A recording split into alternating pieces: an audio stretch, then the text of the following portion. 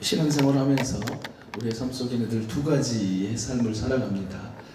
내가 어디 편에 설 것인가, 내가 하나님 편에 설 건가, 내가 세상의 편에 설 건가. 그래서 성경 속에서도 두 가지입니다. 보이는 세상과 보이지 않는 세상. 자, 보이는 세상이 있고요, 보이는 세계 있고 보이지 않는 세계가 있습니다. 어쩌면 우리는 이 삶 속에서 살아가고 있는데 사람들은 이 보이는 세계를 굉장히 소중하게 여깁니다. 보이는 세계. 눈에 보이니까, 또 손에 잡히니까, 또 볼 수 있고 만질 수 있고 느낄 수 있는 것이 바로 보이는 세계입니다. 그래서 사람들은 이 보이는 세계에 굉장히 집착하고 살아갑니다. 근데 진짜 우리가 집착해야 될 것은 보이는 세계가 아니라 보이지 않는 세계입니다. 이게 바로 결국은 이게 영적인 세계고 이건 육적인 세계입니다. 육적 세계.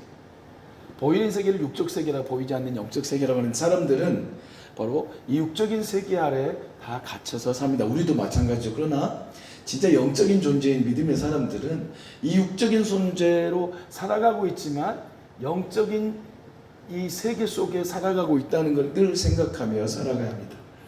그래서 이 창세기 10장을 통해서도 지금 그 노아의 후에 노아의 자손들에 대해서 지금 말씀하고 있는데요. 노아의 엠은 뭐예요? 누굽니까? 셈과 함과 야벳입니다. 야벳. 지금 먼저 야벳 족속부터 말을 하죠. 그 다음에 함, 그 다음에 셈 족속을 이렇게 그 창세기 10장에서 말하고 있습니다. 그래서 특별히 오늘은 이제 셈의 족속에 대해서 이야기하는데요. 오늘 전체적으로 야벳과 함과 셈의 족속에 대해서 전체적인 부분을 좀 다루도록 하겠습니다. 그래서 이제 육적인 세계와 영적인 세계로 나눌 때 보통 이제 성경을 보면 또 이렇게 합니다. 하나님의 나라와 세상 나라의 싸움이다. 세상. 하나님의 나라에 소속됐냐, 세상 나라에 소속됐냐. 보이는 세상에 소속된 삶으로 살아가느냐, 아니면 보이지 않는 영적인 세계 속에서 살아가느냐, 정말로 중요합니다. 오늘 우리가 판단해야 될 것은 내가 지금 세상 나라에 속한 사람인가, 아니면 내가 하나님 나라에 속한 사람인가. 질문할 때 진짜 중요한 질문 속에 우리가 현실을 마주할 수 있습니다. 그래서 겉으로는 내가 하나님의 사람으로 살아간다고 하지만 진짜 삶을 딱 보면 세상 사람과 똑같이 살아가는 그 사람이 있습니다. 그러나 겉으로 보나 속으로 보나 별반 다를 거 없이 살아가는데도 어떤 사람은 하나님의 나라의 사람으로 살아가는 사람이 있습니다. 그리고 하나님의 나라에 살아가는 사람으로 살아가지만 세상 나라에 더 가까운 사람도 있습니다. 어찌됐든 우리는 이 현실 속에서 이 하나님 나라에 내가 속한 자로 살아가느냐, 아니면 세상 나라에 속한 자로 살아가느냐, 굉장히 중요한 것입니다. 그래서 오늘 본문을 특별히 보면 이제 첫 번째로 이제 야벳에 대해서, 족속의 야벳에 대해서 나오죠. 그래서 이 야벳의 족속에 보면 야벳의 길은 굉장히 이제 문명의 팽창, 그리고 일반 은총의 그런 널리 쓰여진 그런 삶들을 살아가고 있습니다. 예술이라든지 과학이라든지 철학이라든지 그런 문명을 굉장히 화려하게 이렇게 발전시켰던 그 노아의 후손중이 누구요? 야벳이었습니다. 야벳. 그래서 노아가 또 축복을 하잖아요. 그래서 창세기 9장 27절에 하나님이 야벳을 상대하게 하신다, 이렇게 축복을 합니다. 노아가요. 그래서 이 물질적인 번영을 보면 야벳 족속이 굉장히 물질적인 번영을 누리고 살아가는 것을 볼 수 있습니다. 그러니까 야벳의 창대함이, 야벳이 잘되고 창대하잖아요, 겉으로 볼 때. 그런데 그것이 어떤 구원의 의미가 아닙니다. 야벳을 구원해 주셨기 때문에 야벳을 저렇게 창대하게 하신 거 아니냐, 하나님이 야벳을 굉장히 사랑하신가 보다. 그리고 또 생각해서 구원의 의미로, 그러니까 우리도 이렇게 비교할 수 있습니다. 그리스도인들 가운데 창대한 삶을 살아갈 수 있어요. 눈에 보이는 일에 잘 되는 사람 있잖아요. 믿는 사람도 잘 되는 사람이 있고 또 잘 되는 것 같은데 안 되는 사람도 있어요. 자, 그러면 안 되는 사람에게 이 구원의 의미로 다다랐을 때, 아, 저 사람은 구원 안 받은 것 같아 라고 생각할 수 있겠잖아요.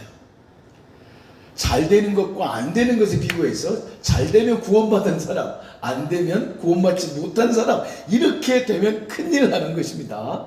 아니요. 아니, 그럼 예를 들면 핍박을 받는 나라에 태어났어요. 믿는데. 근데 그거 안 된 거잖아요. 육적으로 안 된 거예요. 아주 안 된 거죠. 우리는 그래도 육적으로 잘 된 시대에 살아가고 있어요. 핍박도 없고, 이제 다음 세대에 이제 어떤 일이 벌어질지 알 수는 없지만, 지금은, 그런데도 지금은 굉장히 지금 어수선하고, 이게 복음 증거하는데 굉장히 방해되는 시대에 있습니다. 예전에는 뭐 학교 앞에 마음껏 전도를 했는데, 지금은 마음껏 전도 못해. 신고도 하죠.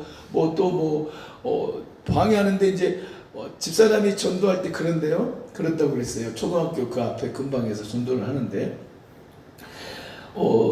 이제 아이들 데리고 이제 그러면 책으로 아이들에게 복음을 제시하는데, 옆에 이제 뭐 고학년들이 와가지고 가자는 거예요. 그 애들 데리고.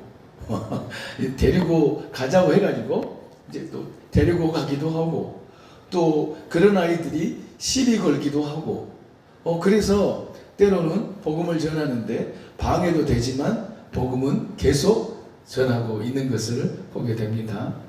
그 어린아이들까지도 좀 9학년, 5학년, 6학년짜리 아이들까지도 이렇게 방해합니다. 왜냐하면 시대적인 흐름들이 뭐 낯선 사람에게 사탕도 받지 마, 뭣도 받지 마, 이야기도 하지 마, 막 그렇게 막 교육도 하고, 또 그 아이들이 자라면서 환경들이 지금 계속 바뀌어져 가고 있습니다. 교회를 모르는 아이들도 있어요. 교회. 예수님을 모르는 아이들이 있죠. 많이 있어요. 예수님 믿어본 적도 없고, 그 아이들은 지금 초등학생 아이들은 지금 코로나, 그러니까 지금 지금 뭐 3, 4, 5학년, 뭐 중학교 1학년 그런 아이들은 진짜 교회에 대해서 잘 모르는 아이들 많을 거예요. 예수님에 대해서. 코로나 전에는 그래도 막 교회에서들이 막 전도 많이 했거든요. 학교 앞에서. 근데 코로나 때 전도 거의 안 했잖아요. 거의 안 했어요. 그러니까 아이들이 복음을 접할 기회가 없는 거예요. 그러니까 지금 어린아이들이 지금 그 예수님에 대해서 아는 아이들이 거의 없죠. 많이 없어요. 왜냐면 전도를 안 한단 말이죠. 그래서 전도를 해도 지금 굉장히 방해받는 시대가 됐습니다. 어찌됐든 지금 잘 되면은 구원받은 사람이고, 안 되면 구원받지 못한 사람이다. 그리고 무슨 뭐 어떤 어려운 일이 생기면 저 가정이 구원받은 가정일까? 그리고 막 잘 돼요. 막 잘 되는 거 하는 일마다 잘 되고, 믿는 사람 가운데 그런 사람들도 있단 말이에요. 그러면 잘 되면 구원받은 가정이고, 안 되면 계속 우환이 막 생기고 막 그런 가정은 안 된 가정이냐, 구원받지 못한 가정이냐, 그런 겉으로 보는 그런 판단으로 절대 구원의 의미를 말하는 것이 아니라는 것이죠. 그래서 이 야베 족속이 굉장히 잘된 족속이죠. 잘된 후손들이잖아요. 그런데 이것으로 말미암아 구원의 의미로 해석하지 않는다는 것이죠. 영통은 넓어지고 지식이 많아진다고 해가지고 영원히 구원받는 것이 아닙니다. 아니죠. 그래서 사람들은 요즘에 야벳의 축복을 구하는 그리스도인이 진짜 많습니다. 실질적으로.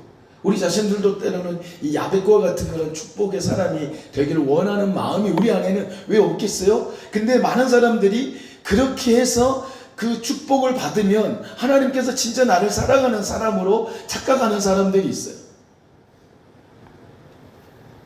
하지만 문명과 이 스펙의 팽창과 그런 그 창대함이 내 구원에 대한 것하고 별개라는 것이죠.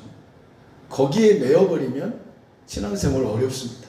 어떤 축복을 바라보고 그러니까 그걸 보고 뭐라고 합니까? 그걸 보고 기복신앙이다. 혹시 예를 들면 기복신앙 복만 원해 막 복막, 그리고 또 안 좋은 일이 생기면 막 이게 뒤로 후퇴하고, 이건 진짜 신앙이 아니죠.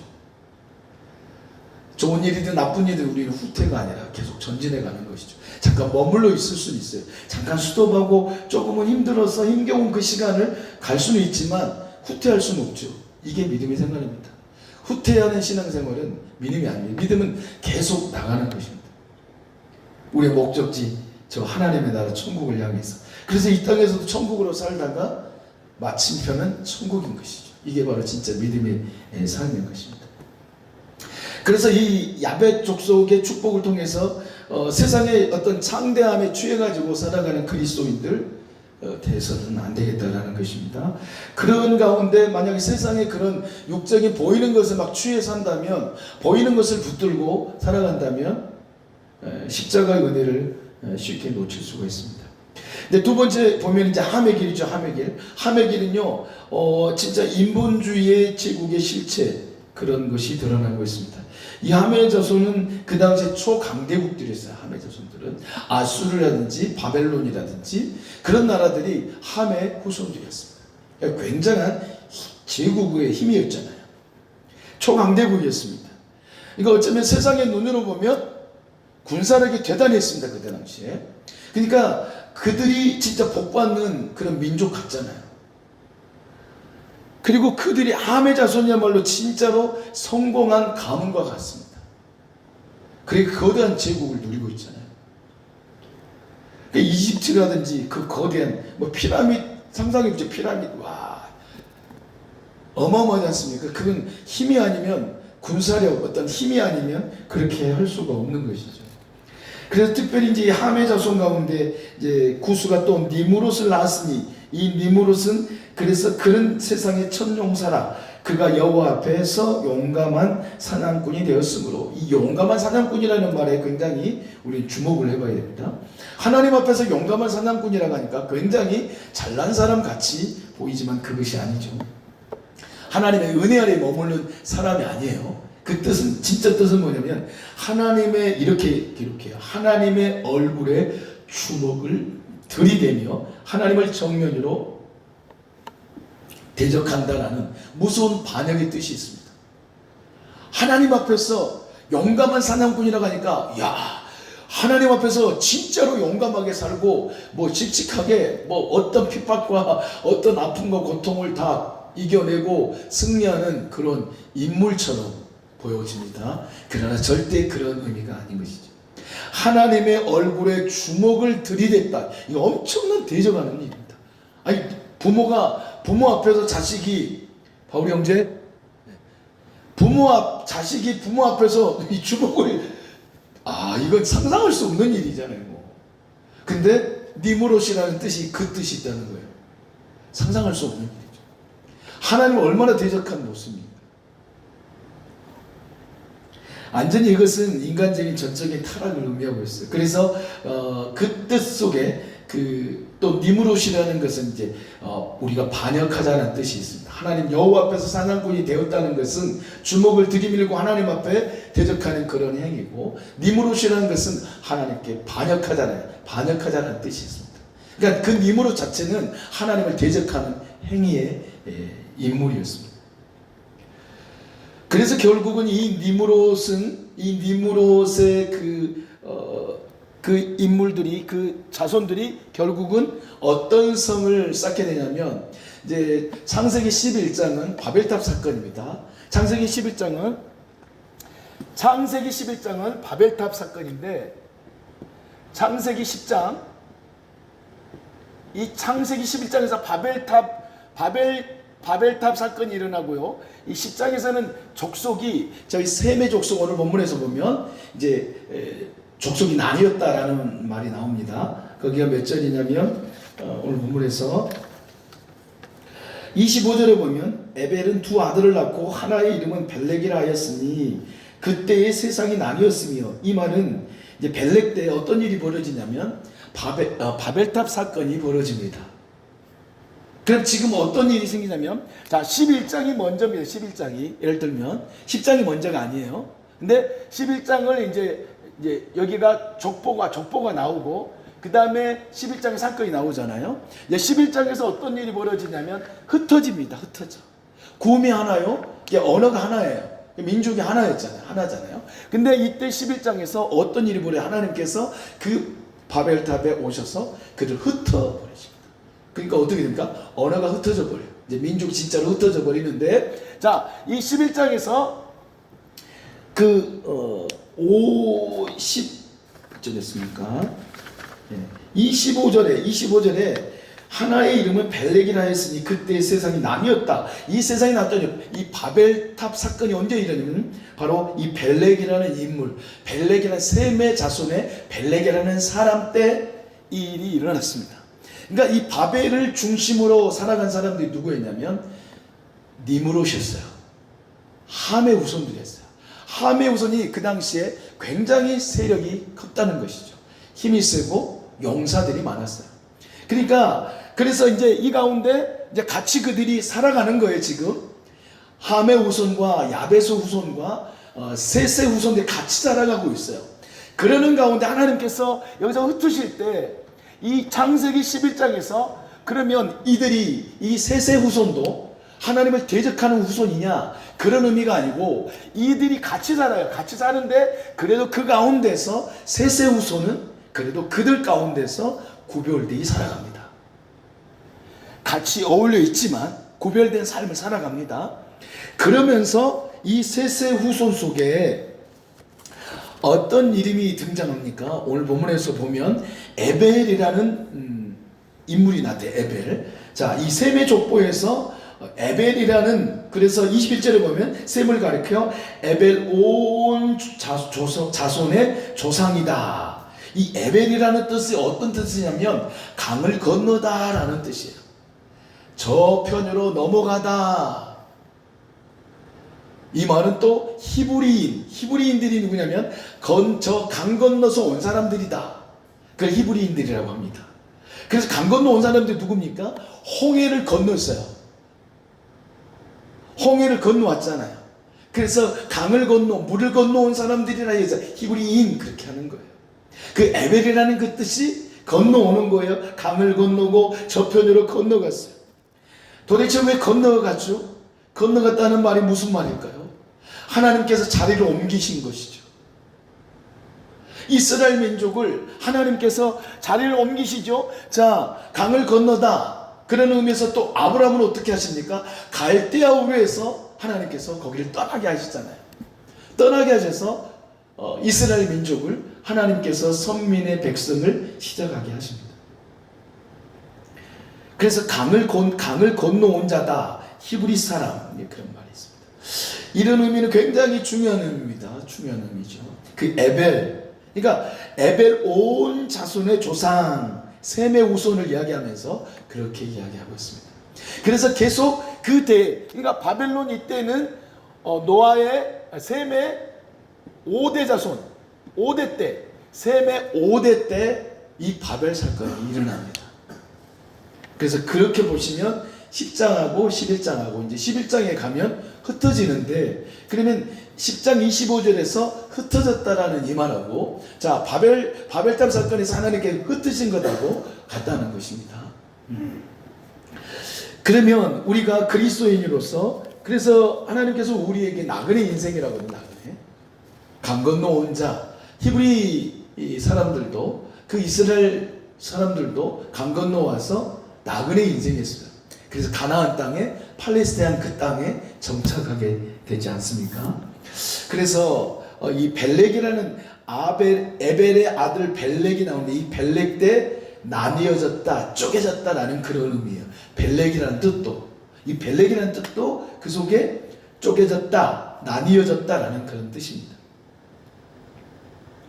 그런 가운데 하나님께서는 어떤 일을 행하시냐면, 이 셈의 후손들, 자손들 중에 이 벨렉이라는 사람, 그래 에벨 온 자손의 족속이다 하고, 그 가운데 5대 자손, 셋의 5대 자손, 그게 벨렉인데, 그 벨렉 때에 흩어지고 쪼개지는 일이 일어났는데, 그 이후 어떤 일을 하나님이 행하시냐면, 거기에서 하나님께서 어떤 일을 행하시냐면 예수 그리스도를 탄생케 하는 그 놀라운 구원의 족보가 이어지는 것입니다.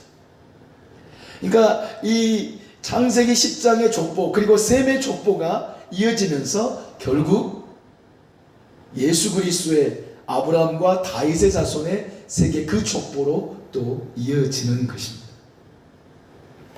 이게 엄청난 내용이 있는 것이죠. 영적인 그런 모습입니다.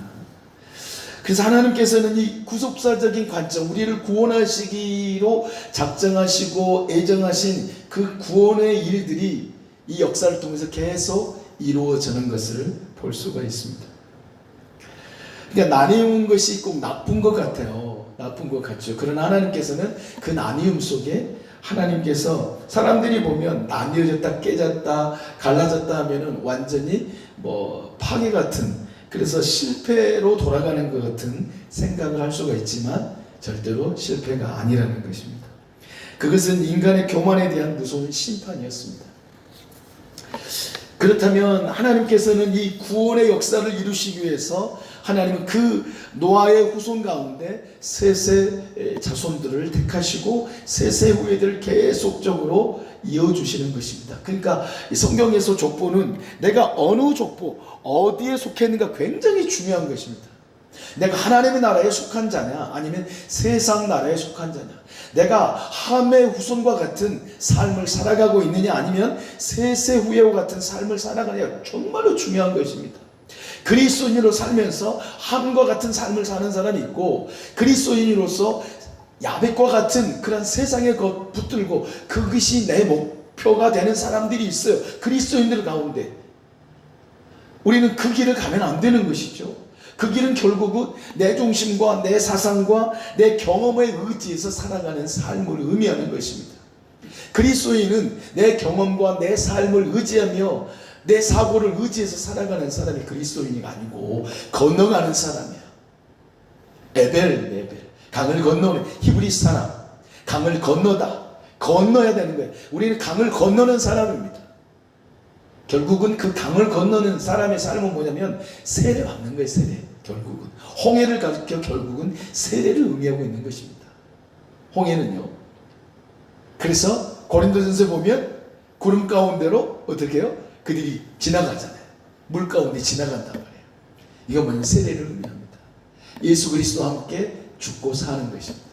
누가요? 에벨, 강을 건너온 사람, 히브리 사람들. 바로 그리스도인 우리는 강을 건넌 사람들이에요. 강을 건넜다는 말은 뭐예요?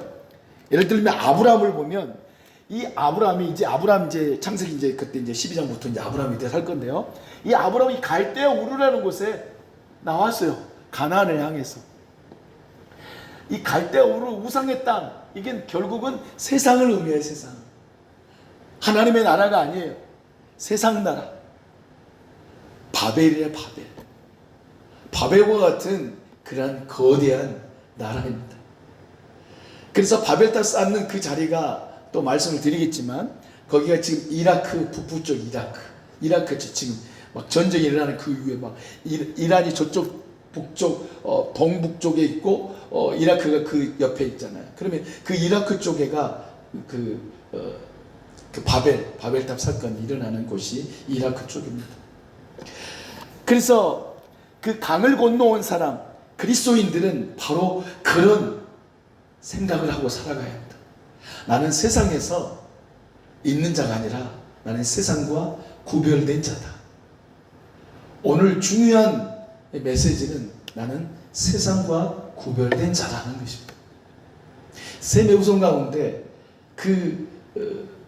하나님께서 셈의 후손을 계속 이어지면서 예수 그리스도를 탄생케 주시는데 그 예수 그리스도로 말미암아 우리가 구원을 받는 자가 됐잖아요. 그것은 곧 그 이스라엘 민족, 히브리 민족처럼 히브리 사람들처럼 우리들도 옛사람에서 새사람으로 바뀌어진 놀라운 축복의 메시지인 거예요. 그래서 우리는 세상에 머무를 사람이 아닙니다. 그래서 이런 찬송이 있잖아요. 세상 사람 날 부러워 아니하여도 나도 역시 세상 사람 부럽지 않네.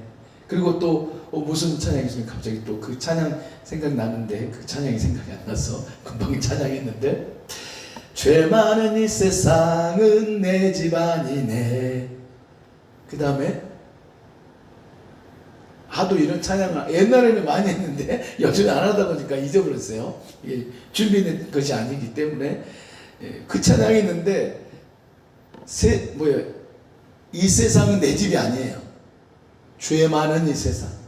이 세상 나라를 내가 붙들고 살아가는 사람이 우리가 아니라는 것입니다. 에벨, 강을 건넌 자. 우리 이미 강을 건넌 자예요. 구원받은 자가 되었어요. 그래서 우리는 구원받는 자로 살아가는 것입니다. 그래서 나는 어디를 가든지 하나님의 사람이에요. 세상 속에 가도 하나님의 사람입니다.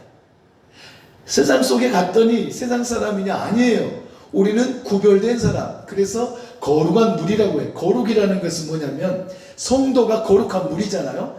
이 성도라는 것은 거룩한 물인데, 이 성도나 거룩한 물인데, 거룩이라는 것은 구별되었다. 구별되었다는 것은 무슨 말이냐고요?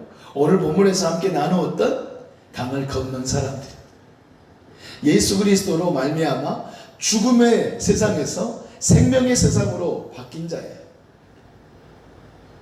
죽음에서 생명으로 바뀐 자들입니다.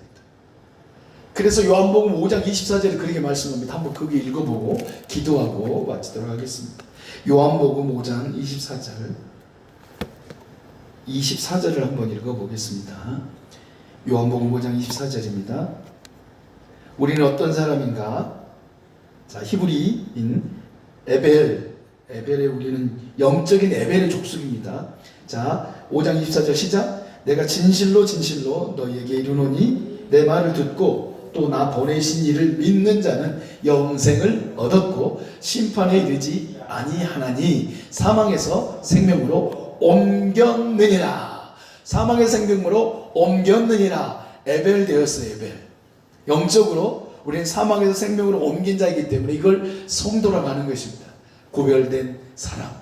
우리는 세상에 있어도 세상과 같이 휘말려 살아가는 사람이 아니라, 세상의 가치관으로 살아가는 사람이 아니라 하나님의 진리의 가치관으로 사는 사람이 그리스도인, 바로 에벨의 후손인, 영적인 후손인 바로 우리가 되는 것입니다.